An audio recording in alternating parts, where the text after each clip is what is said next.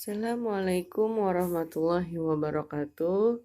Anak-anak ibu, siswa-siswi kelas 8 MTS Nurul Falah. Mudah-mudahan kalian semua senantiasa dalam keadaan sehat dan masih tetap semangat. Kita bertemu lagi di pertemuan kedua pelajaran prakarya. Kali ini yang akan kita bahas adalah tentang proses pembuatan kerajinan dari bahan limbah keras. Bagi yang sudah ngambil buku dan sudah memiliki LKS, silakan disiapkan bukunya, kemudian dibuka buku LKS-nya, itu masuk di halaman masuk di halaman 9. Jadi pada pertemuan kali ini Ibu akan menjelaskan tentang bagaimana cara membuat kerajinan dari bahan limbah keras. Pada pertemuan namun sebelum Ibu menjelaskan lebih jauh, mari kita awali pertemuan kedua kita dengan mengucap basmalah. Bismillahirrahmanirrahim. Sudah disiapkan bukunya ya. Pertama yang akan dibuat adalah kerajinan dari batok kelapa. Seperti pertemuan minggu lalu sudah dijelaskan bahwa ada beberapa kerajinan yang berasal dari limbah atau sampah yang berbahan dasar keras. Jadi limbahnya itu keras gitu ya. Contohnya apa? Celengan dari batok kelapa. Nah, gambarnya ada di samping. Kamu bisa lihat ya, tuh gambar celengannya. Ini di zoom tuh, gambarnya pakai mata, celengannya jadi ikan gitu ya. Batok kelapa, kertas pasir atau amplas, cat, kuas, stiker untuk hiasan, pisau, dan lem. Nah, itu cara pembuatnya. Sediakan batok kelapa yang sepasang tapi yang telah dipecah menjadi dua. Batok kelapa itu tahu ya, tempurung kelapa yang sudah tidak digunakan. Bersihkan bagian dalam batok kelapa dengan bersih. Bersihin dulu, biasanya kan suka ada kotoran bekas kelapanya, serbuk-serbuknya, nah itu harus dibersihkan dulu. Setelah bagian dalam bersih, sekarang bagian luarnya bersihkan dengan kertas pasir. Jadi bersihin luarnya itu dengan menggunakan amplas tadi atau kertas pasir. Lakukan hal yang sama pada batok kelapa yang satu lagi. 4. Bagian dalam sudah bersih dan bagian luar juga bersih. Kemudian lem kedua bagian tersebut, tapi jangan lupa berikan sedikit lubang untuk tempat memasukkan uangnya. Jadi dilem tapi dikasih jarak ya. Kemudian cat batok tersebut biarkan hingga kering, dicat biar warnanya tuh lebih menarik gitu ya. Biasanya kalau buat yang dijual itu dicatnya pakai cat furnitur atau vernis namanya. Setelah kering, tempelkan stiker agar celengan terlihat cantik dan menarik. Nah, itu jadi celengannya jadi bukan ikan, sorry. Celengannya jadi celengan burung gitu ya. Ada kakinya, ada sayapnya, ada matanya, ada paruhnya. Nah, itu hiasannya. Kemudian yang selanjutnya adalah kerajinan dari ranting kayu. Tempat pensil ranting kayu. Beberapa ranting kayu, karton bekas tisu bentuk tabung, kemudian lem kayu, triplek, paku kecil, dan palu. Nah, jadi ini kalau mau buatnya 3 seperti ini ya. Tapi kalau mau buatnya satu aja bisa. Kalau buat satu aja nggak perlu pakai triplek, cukup pakai karton bekas tisu yang berbentuk tabung aja ya. Nah, cara membuatnya yang pertama potong ranting kayu dengan panjang kurang lebih 10-15 cm, disamain potongannya. Buatlah potongan kayu yang banyak. Kemudian lem semua permukaan tabung karton bekas tisu. Kemudian lekatkan potongan ranting kayu di seluruh permukaan tabung karton secara vertikal. Usahakan rapat dan menempel kuat. Jadi bikin dulu dari karton bentuknya tabung. Lalu nanti setelah sudah berbentuk tabung, baru kayu atau ranting pohonnya ditempel di sekitar karton tadi gitu ya. Buatlah tatakan dari papan kayu sebagai dasar. Nah, ini kalau mau bikinnya sampai 3 seperti tadi. Jadi tatakannya pakai triplek. Lalu langkah terakhir boleh dilakukan, boleh enggak, diwarnai dengan cat kayu supaya lebih menarik. 3. Ibu hanya menjelaskan 3 ya. Nanti yang gambar keempat dan sampai ke-6 kamu bisa lihat di buku halaman 10 sampai halaman 11. Kerajinan dari limbah kerang. figura dari cangkang kerang. Alatnya kertas karton, gunting, cangkang kerang, pasir pantai, dan lem putih. Lem fox ya. Tentukan ukuran dari figura yang akan dibuat. Bagian dalam harus sesuai dengan dimensi gambar. Kemudian potong kertas karton dengan menggunakan gunting sesuai dengan pola figura. Oleskan lem pada pinggiran kertas karton, taburkan pasir pantai biar kayak ada unsur seni artnya gitu ya. Kemudian setelah itu tempelkan kulit kerang hias pada sudut-sudut bentuk sesuai selera. Nah, kerajinan kerang ini banyak memberikan keuntungan ya, seperti minggu lalu ini kalau di pantai-pantai itu mereka bahkan meracik menjadi sebuah bermacam-macam hiasan yang bisa dijual dengan harga yang mahal. Diamkan beberapa menit sampai lem mengering dan siap digunakan untuk memasang foto atau gambar. Nah, Ibu langsung ke kerajinan nomor 7 ya. Kalau di buku itu ada membuat lukisan dari kaca, membuat toples dari kaleng, ada juga vas bunga dari pecahan keramik. Namun karena ini video di YouTube, Ibu tahu nanti di skip juga gitu ya. Jadi Ibu jelasin yang terakhir aja. Kerajinan dari limbah botol plastik. Nah, ini yang akan dibuat nanti. Ini akan jadi bahan praktek. Jadi tolong diperhatikan baik-baik.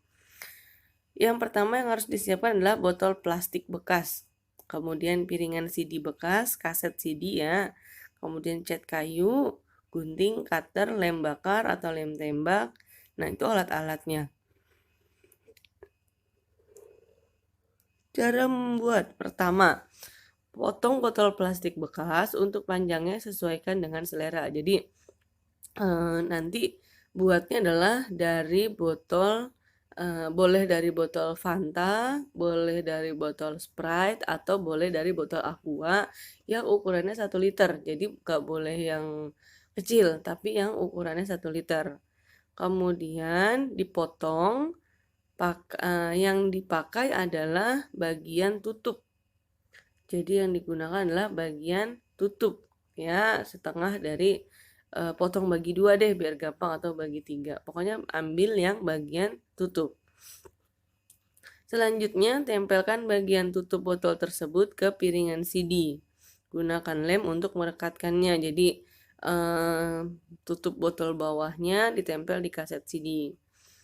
Kemudian pastikan lem menempel dengan kuat dan kokoh agar tidak mudah lepas. 3. Berikan cat pada kedua potongan botol untuk memberi warna agar terlihat menarik. Untuk botol, kamu tidak harus menggunakan cat yang mahal, bisa menggunakan cat air, dijemur, nanti dia bisa berwarna juga. Jadi harus dicat, jadi nggak boleh botolnya polos aja, ya.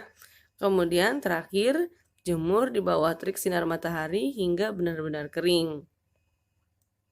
Lalu selesai, vas bunga dari botol bekas sudah jadi, tinggal memberinya bunga alami ataupun bunga hiasan.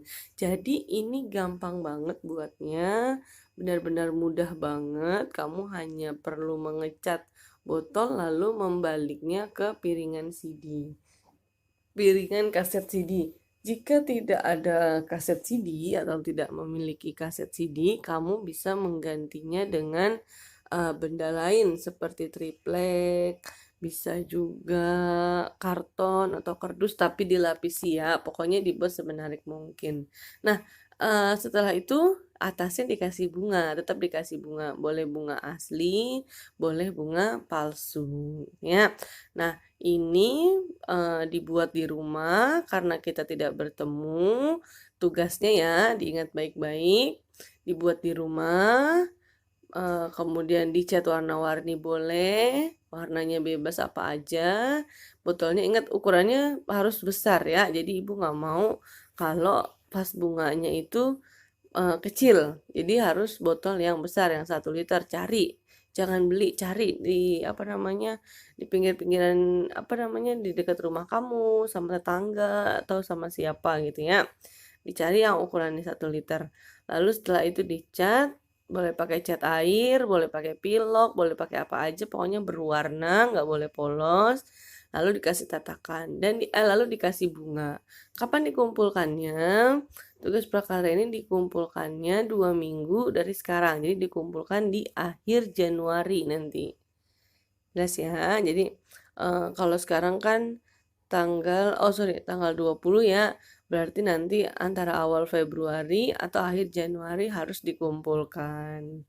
Oke anak-anak Ibu, terakhir adalah pengemasan. Nah, sebelum dikumpulkan ke sekolah nanti tugasnya harus dikemas dulu.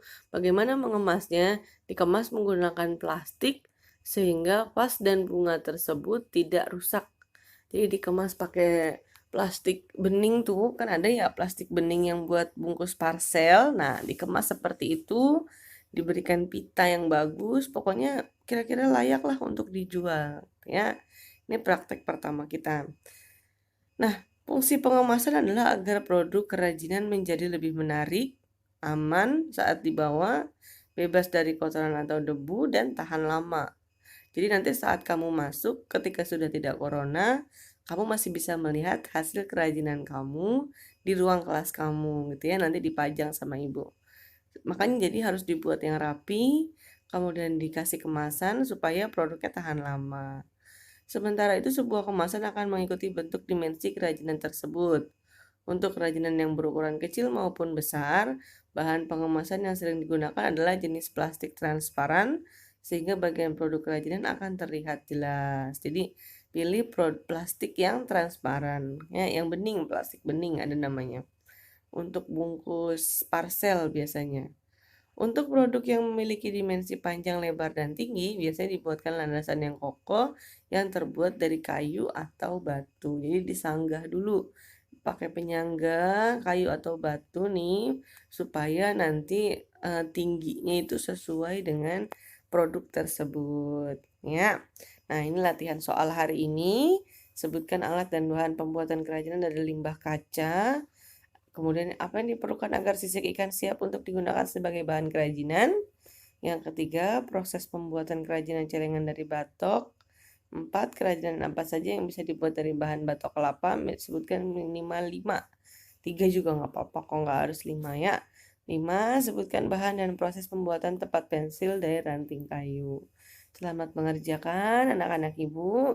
Silakan dipikirkan untuk tugasnya. Kamu mau warna apa, cari di mana, batas waktunya nanti akan di-share di grup kapan harus dikumpulkan. Terima kasih atas segala perhatiannya.